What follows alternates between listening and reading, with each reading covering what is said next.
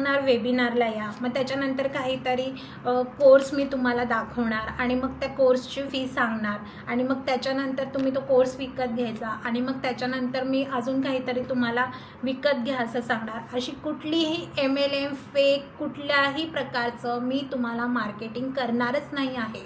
माझा जो crystal healing बिझनेसचा startup आहे त्याची फी असणार आहे 33,000, ज्यामध्ये स्पष्टपणे मी 20,000 पेक्षा जास्त होलसेल रेटने तुम्हाला क्रिस्टल्स देणार आहे.